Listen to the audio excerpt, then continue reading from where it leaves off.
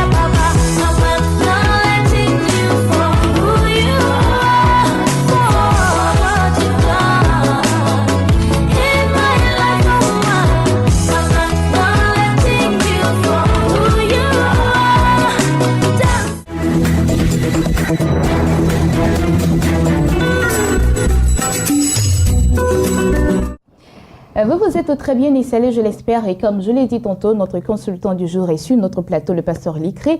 Avec lui, eh bien, nous parlons de l'obéissance et plus particulièrement l'obéissance due au serviteur de Dieu. Bonjour, pasteur Likre. Bonjour, Bénédicte. Comment ça va? Oui, ça va très bien. D'accord. Et chez toi? Ça va très bien par la grâce de Dieu. Okay. Pourquoi ce thème, l'obéissance due au serviteur de Dieu? Ce thème, parce que, comme tu le dis si bien, nous sommes dans la rubrique rectificatif. Et il y a beaucoup de choses qui se passent dans l'Église. Il y a des conducteurs, mais il y a aussi des hommes sur qui ces conducteurs-là sont établis. Donc la relation entre les pasteurs et les fidèles doit être vraiment au beau fixe. Quand je dis doit être au beau fixe, ça veut dire que les conducteurs doivent faire leur part par rapport à ce que Dieu attend d'eux, mais les fidèles aussi doivent faire la leur. Et quand nous constatons cette relation entre les serviteurs de Dieu, c'est-à-dire les pasteurs et les fidèles, nous trouvons que quelque part, il y a des anomalies, il y a des choses qui ne vont pas. Et ces choses qui ne vont pas, il faut les rectifier. De quoi s'agit-il? Il s'agit donc de cette obéissance qui est due aux serviteurs de Dieu. Parce que les serviteurs de Dieu, comme nous allons le voir tout à l'heure à travers ce passage biblique que nous avons lu la semaine dernière, que je vais rappeler, qui est donc tiré de Hébreux chapitre 13, le verset 17, qui est le suivant. Le passage nous dit ceci: obéissez à vos conducteurs et ayez pour eux de la déférence. La déférence, c'est le respect que nous devons avoir pour les conducteurs. Quand on parle des conducteurs, c'est des gens qui ont la charge de veiller sur nos âmes. Et comme le dit le passage, la déférence, car ils veillent sur vos âmes, comme devant en rendre compte, qu'il en soit ainsi, afin qu'ils le fassent avec joie, et non en gémissant, ce qui ne vous serait d'aucun avantage. Ça veut dire quoi? Que dans un premier temps, les fidèles, les âmes sur lesquelles ces serviteurs sont établis, ont le devoir d'obéir à ces serviteurs, à ces pasteurs. Pourquoi? Parce qu'ils veillent sur ces âmes. Et ils ont la responsabilité de rendre compte de ces âmes. Mais comment est-ce qu'ils doivent veiller sur ces âmes? Ils doivent veiller sur ces âmes par la nourriture spirituelle qu'ils leur donnent. Ils doivent veiller à ce que ces âmes-là ne dérapent pas dans les fausses doctrines, les doctrines étrangères, qui sont de nature à les égarer de la vraie voie du Seigneur. Donc, ces conducteurs-là ont véritablement une grande responsabilité. Et cette grande responsabilité fait d'eux des personnes qu'on doit véritablement obéir, des personnes qu'on ne devrait pas sous-estimer ou alors même rejeter. Mais ça arrive souvent dans l'église. Pourquoi? Parce que le chrétien ou le fidèle qui est à l'église, la plupart du temps, nous l'avons dit la dernière fois, il apporte un soutien, soit il apporte un peu d'argent à l'église, il fait des choses qui sont assez bien, des bonnes œuvres, c'est une bonne chose, mais en même temps, il veut donner des ordres à celui qui est établi sur lui. C'est vraiment le monde à l'envers. Et ça, nous le constatons tout le temps. Il suffit que le pasteur arrive à le reprendre ou alors lui donner une correction, et tout de suite, il va se fâcher, il va se dire, mais c'est moi qui dirige l'église, c'est moi qui tiens l'église par mes moyens financiers, et donc je ne peux pas accepter, je ne peux pas vraiment supporter qu'on me fasse de telles réprimandes. Et vous allez voir que la plupart du temps, c'est les personnes, soit ils parlent de l'église, soit ils sont là, mais ils ne veulent obéir à qui que ce soit. C'est peut-être aussi dû au fait que la correction soit un peu trop forte pour lui. Non, ce n'est pas que la correction soit forte. Parce que dans tous les cas, la Bible même ordonne, et c'est Paul qui le disait à Timothée, d'instruire, de corriger. En tout cas, il faut instruire dans la douceur. Donc on ne le fait pas de façon forte, mais je parle de choses assez normales. C'est-à-dire que le conducteur, puisqu'il doit nous conduire, il doit nous guider, doit nous orienter, quand il voit un dérapage, il te ramène sur le chemin. Il te ramène sur le chemin pour te conduire au vert pâturage, comme David l'a dit. Il te conduit là où il faut. Parce que vous savez, si nous n'acceptons pas les réprimandes, nous n'acceptons pas les corrections, et même tout ce que le conducteur nous dit, quelque part, il va gémir. C'est-à-dire, il va pleurer. Et le passage nous dit qu'en pleurant, ce n'est pas avantageux pour nous. Et quand il dit que ce n'est pas avantageux pour nous, il veut dire que c'est une malédiction pour nous. Le conducteur qui gémit, le conducteur qui a la responsabilité de rendre compte ton âme, parce qu'il est comme un père pour toi, il a la responsabilité de rendre compte ton âme à Dieu. S'il gémit, s'il pleure, parce que il y a de l'insubordination qu'il constate à ton niveau, mais ce n'est pas avantageux pour toi. Quels que soient les milliards que tu apportes, quel que soit ce que tu apportes, si ce serviteur n'est pas content de toi, même s'il ne le dit pas ouvertement, c'est une malédiction pour toi. Donc déjà, les chrétiens que nous sommes, les fidèles que nous sommes à l'église, devrions comprendre cela et chacun doit être à sa place. Je l'ai dit la dernière fois, personne, c'est-à-dire tout le monde ne peut pas être des conducteurs. C'est Dieu qui choisit les conducteurs, c'est Dieu qui appelle. Et c'est des personnes qui sont consacrées à l'œuvre de Dieu. Ils ont abandonné beaucoup de choses pour venir servir Dieu. Et quand ils le font, le Seigneur les soutient. Le Seigneur même a dit, il dit, ne touchez pas à mes poings. Donc Dieu, s'il y a des réprimandes, s'il y a des choses à faire, c'est peut-être que le conducteur, il peut avoir des défauts. Il peut avoir aussi des choses qui ne plaisent peut-être pas. Mais ce qu'il faut comprendre, c'est que au lieu de le critiquer, au lieu de faire des commérages, au lieu de murmurer contre lui, il faut prier pour lui. Et le fidèle d'aujourd'hui doit comprendre cela. C'est-à-dire que le conducteur qui, peut-être, il croit qu'il ne devrait pas lui dire ceci ou cela, ou bien il a un comportement qu'il n'arrive pas à accepter, qu'est-ce qu'il doit faire? Il doit prier, les fidèles doivent prier pour leur conducteur, ils doivent prier pour les pasteurs. D'accord. À part prier pour le conducteur, peut-on aller vers lui également pour en parler avec lui? C'est normal, c'est-à-dire que c'est un père. Et ce que Dieu, ce que je veux vous faire comprendre ici, c'est que aujourd'hui, les gens sont beaucoup plus attirés par les choses de la terre. Les gens sont beaucoup plus attirés par les miracles, par ceci, par cela, en tout cas tout ce qui est matériel. Mais le conducteur, il nous conduit vers Dieu, vers Jésus. Il nous oriente vers la vraie direction, il nous conduit dans la vraie direction. Donc, s'il y a quelque chose qui ne va pas, si tu as fait une réprimande ou bien une correction, toi le fidèle, tu peux aller vers lui. Et de son devoir de te recevoir et de t'écouter. Parce que tu dois être d'abord le premier à l'écouter. Si tu ne l'as pas écouté, il y a problème.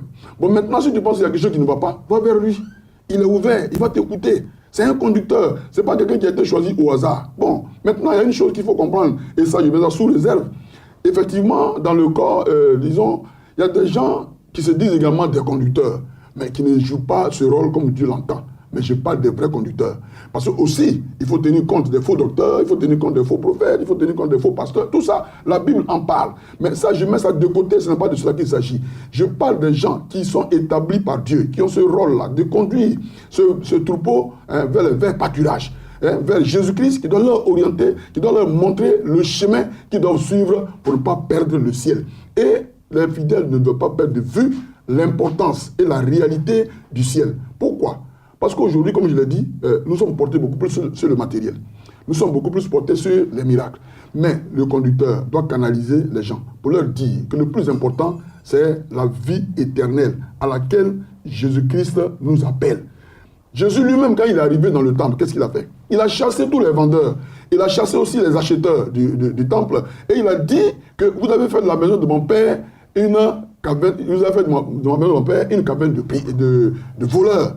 Vous savez? Donc cette maison-là, c'est une maison de prière et non pas une maison où on doit venir faire le commerce, où on doit venir faire ces choses. Donc, il n'a pas mis, comment on appelle ça, en exergue le matériel, mais il voulait les orienter. Quand il parle de la maison de prière, il veut donc orienter les fidèles, il veut orienter les chrétiens vers la communion avec Dieu. Cette communion véritable qui va leur permettre d'obtenir la vie éternelle, la vie véritable en Jésus-Christ de Nazareth. Et je dis malheureusement, le conducteur, quand il donne des instructions, ou bien il fait des remarques, bon, la plupart du temps, que ce soit au niveau de l'habillement, quand il dit, bon, ça c'est mal habillé, ça c'est mal fait, ça c'est mal... Les gens préfèrent se retirer parce qu'ils ne sont pas prêts à changer, ils ne sont pas prêts à écouter. D'accord. À propos de commerce, j'aimerais revenir sur un petit truc. On a tendance à voir dans les temples aujourd'hui les femmes qui vendent des petits trucs juste à la sortie du culte. Est-ce que cela est mauvais? Bon, ça c'est quelque chose que nous avons avec beaucoup de réserves. Ce n'est pas que ça soit mauvais, mais en même temps, il y a beaucoup de distractions. Et ça, je te le dis, c'est une très bonne question parce qu'effectivement, elles le font, c'est à l'entrée, mais elles restent là. Et elles ne savent même pas ce qui se passe dans le temple. Elles sont focalisées sur leur commerce, sur leur jus, sur leur gâteau, ainsi de suite. Et les gens arrivent, ils sont distraits, en train de manger, en train de boire, et puis ils oublient l'essentiel qui est la parole de Dieu qui est prêchée. Tout ce qui se passe dans le temple, quand tu sors du temple, que tu leur demandes aujourd'hui dimanche, de quoi ils ont parlé dans l'église, ils ne te diront pas de quoi ils ont parlé parce qu'ils sont concentrés sur leur commerce. Voilà pourquoi Jésus a trouvé tout ça et puis il a dit non, c'est pas normal. La maison de mon père là, il est écrit que c'est une maison de prière. Ce n'est pas une maison de commerce. Ce n'est pas une maison où on doit venir vendre, on doit venir mettre le jus, on doit venir nyamakou, ainsi de suite. Non, ce n'est pas une maison comme ça. Donc, il veut nous orienter. Il veut attirer notre attention sur notre communion qui est très importante, notre communion avec notre Père. En étant en communion avec notre Père, alors ce grand Dieu-là va nous donner tout ce que nous recherchons. Et c'est pourquoi il a dit que la première des choses, ce n'est pas les biens matériels, mais c'est le royaume et la justice de Dieu. Le conducteur aujourd'hui devrait donc orienter les chrétiens, les fidèles, et c'est ce qui se fait, vers ce qui peut lui donner la vie éternelle, et non pas rétrograder. Et c'est dans ce sens-là qu'ils sont là pour les baliser et les conduire vers Jésus-Christ de Nazareth, qui est vraiment le pôle désiré. D'accord, merci. Pasteur Licré, notre consultant du jour, eh bien, notre thème, l'obéissance due aux hommes de Dieu. C'est ici qu'on va mettre un point à cette rubrique rectificative. Nous allons souffler un peu en musique afin de repartir avec expatience.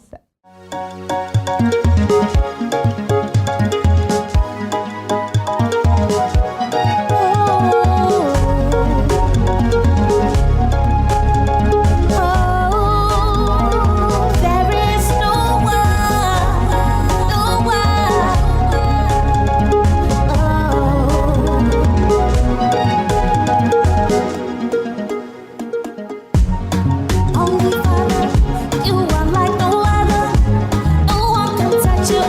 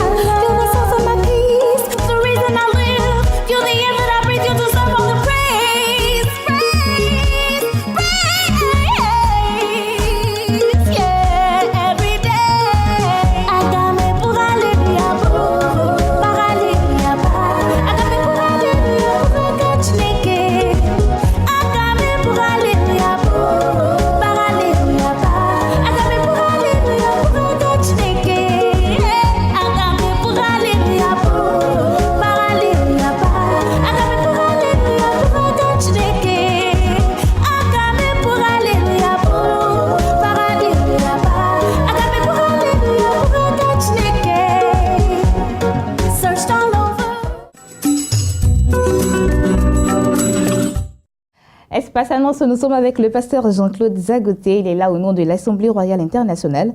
Il est là pour annoncer une grande croisade de guérison, de déblocage et de repositionnement spirituel. Bonjour, pasteur Jean-Claude. Bonjour, Bénédicte. Comment ça va? Ça va très bien. Merci. D'accord. Alors, comment ça se passe avec cette croisade? Ça se passe bien, le retour est bon. Nous recevons des appels d'un peu partout, hors de Côte d'Ivoire et même de la Côte d'Ivoire également. Alors, nous croyons que pour les 3 jours qui restent, ceux qui ne se sont pas encore décidés vont se décider à nous rejoindre. D'accord. Donc, pour toutes ces personnes qui ne connaissent pas encore de quoi il est question, qu'est-ce que vous pouvez leur dire? Alors, il s'agit de anakazo. Anakazo, qui est un terme grec qui signifie contraindre l'ennemi à relâcher nos bénédictions, arracher à l'ennemi ce qu'il nous a volé. Un terme grec donc. Et à partir de là, on comprend aisément que ce thème-là sous-tend l'idée selon laquelle quelqu'un ne vit pas la vie qu'il aurait pu vivre. Une femme est certainement dans un foyer qui n'est pas le sien. Un homme vit dans un espace qui n'est certainement pas le sien. Et quelqu'un est dans un emploi qui n'est certainement pas le sien. Parce qu'il y a eu quelque part une substitution de grâce. En réalité, les enfants de Dieu ne prennent pas au sérieux cette notion des choses-là, mais dans le monde spirituel, il y a ce qu'on appelle la substitution des grâces. Quelqu'un qui aurait pu s'arrêter en classe de CM1 va jusqu'à faire des études universitaires en ayant pris les grâces de quelqu'un d'autre. Je ne sais pas si je me fais comprendre. Quelqu'un qui aurait pu être un simple mécanicien, par un jeu de substitution des grâces spirituelles, récupère les grâces d'un autre, et lui, il va très loin dans la vie, il devient chef d'entreprise, et l'autre se limite par exemple à un poste de mécanicien. Ce sont des choses qui existent dans le monde spirituel. Alors il est question de quoi? Il est question de repositionner la destinée de quelqu'un au travers de ce programme Anakazo, par des prières violentes, des prières d'arrachement, etc. Et donc, à ce niveau de mon propos-là, je voudrais donc inviter quelqu'un ce midi qui m'écoute et lui dire que ce programme est fait pour lui. Ce programme, il est pour toi. Tu es dans une situation qui n'est pas enviable, une situation de frustration. Tu as le sentiment en ton âme que la vie que tu vis n'est pas la vie que tu aurais pu vivre. Quelqu'un était très brillant à l'école, mais aujourd'hui, il est le dernier dans sa société. Il vit encore sous le couvert parental. Les choses peuvent changer. Et les choses doivent changer si seulement et si tu te décides à nous rejoindre au travers de ce programme Anakazo qui a lieu les vendredis 3 mars, samedi 4 mars et dimanche 5 mars 2017 ici en Abidjan à l'Assemblée royale internationale à Angers. D'accord, on va situer le temple.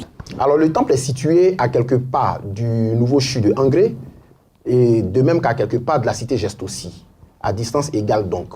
Quand vous venez de Angers ou de la 8e tranche, c'est après la cité Geste aussi. Quand vous venez de la Riviera, c'est après le nouveau CHU. D'accord, la participation est-elle gratuite? C'est gratuit, il n'y a rien à payer. Contact 77 96 40 65 49 44 63 16. Je voudrais apporter juste une petite précision. Certains pensent que c'est juste pour les cas de maladie. Non. Les cas de maladie, certes, mais également des cas d'esprit de famille, des cas de malédiction parentale ou générationnelle, des cas de blocage inexpliqué, des cas de promotion qui n'arrivent pas au travail. Toutes les situations sont prises en compte à la faveur de ce programme. D'accord. Merci, pasteur Jean-Claude Zagoté. Il était là au nom de l'Assemblée royale internationale pour annoncer cette grande croisade de guérison, de déblocage et de repositionnement spirituel dénommée Anakazo. Tout contact pour avoir de plus d'informations, le 77 76 40 65, le 49 44 63 16. Nous passons à présent avec le docteur Kouma Emmanuel. Il est le PDG de l'Institut supérieur de la formation continue. Il est là pour annoncer un séminaire de formation et de renforcement de capacité. Bonjour, docteur. Bonjour, Bénédicte. Comment ça va? Oui, ça va très bien. D'accord. Alors, le séminaire, c'est pour bientôt? Oui, le séminaire, c'est pour ce samedi. D'accord. Donc, samedi 4 mars, nous voudrons dire à tous ceux qui nous suivent actuellement, pour leur dire c'est samedi, à Cocody, Saint-Jean, au Cires. Donc, faites l'effort de venir. Tous ceux qui nous ont appelés et jusque-là qui n'ont pas pu être en contact avec nous, nous leur donnons cette occasion de venir ce jour-là. On va essayer de discuter, on va se comprendre parce que c'est à cause d'eux que nous travaillons, que nous souffrons, parce que nous voulons aussi que ceux qui gémissent dans le noir, dans les coulisses, ailleurs et autres, pour leur dire, eux aussi ils ont leur place dans cette nation, ils ont leur place dans notre société, parce que quand Dieu nous a tous créés, il nous a donné des dons et des talents. Et raison pour laquelle nous ne voulons pas laisser quelqu'un en marge. Nous voulons que tout le monde ait quelque chose, faire quelque chose avec ses 10 doigts. Parce qu'aujourd'hui, on ne va pas dire que oui, j'ai tant de nombre de diplômes, c'est bien beau d'avoir tous ces diplômes, mais qu'est-ce que tu sais faire avec tous ces diplômes? D'accord. À ce propos, j'aimerais savoir quels sont les cours qui sont distillés à cette formation. Les cours? Les cours. Oui, nous enseignons la communication, l'informatique, le management, le leadership, le développement personnel, le développement durable et l'anéagramme, la connaissance de soi et des autres pour pouvoir bâtir une bonne équipe. Donc nous donnons toutes ces formations, le marketing fondamental, la création de la demande et comment aussi étudier le comportement des consommateurs. D'accord, donc la formation c'est pour ce samedi? Ce samedi 4 mars. Après ça, nous continuons. Donc pratiquement tous les samedis, nous avons une formation. Donc, et d'ici, comme à Bondoukou, le 11, ce serait à Bondoukou, au centre Botoni. Alors, population de Bondoukou, mobilisez-vous. Le 11, on va se retrouver au centre Botoni parce qu'il y a eu des inscrits aussi à Bondoukou. Le coût de la formation? Le coût de la formation, alors, quand ils vont venir, nous allons le dire. Souvent, quand nous disons le prix, ça les effraie. Mais moi, je veux un contact. Il faut qu'on se parle, toi et moi. Il faut qu'on se parle. Un contact corps à corps. Corps à corps. D'accord. Et de face à face. Comme ça, on se parle. C'est ton prix qui est mon prix. Sinon, ce que moi, je vais dire là. Si j'ai dit 5 000 francs, les gens me disent, mais ça, c'est pas sérieux.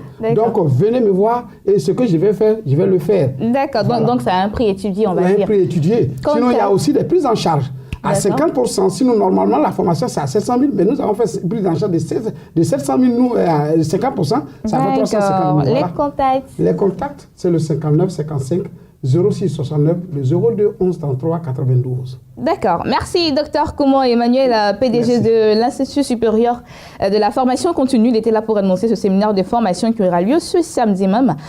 Les contacts, le 59 55 06 69 et le 02 11 33 92. C'est ici que je vous dis au revoir. J'ai été très heureuse d'être avec vous en ce jour. Rendez-vous demain, 12h GMT. N'oubliez pas, vous pouvez aussi nous voir et nous revoir sur notre site internet www.beni.tv et que l'Éternel vous bénisse abondamment sur le canal de Béni TV. Au revoir.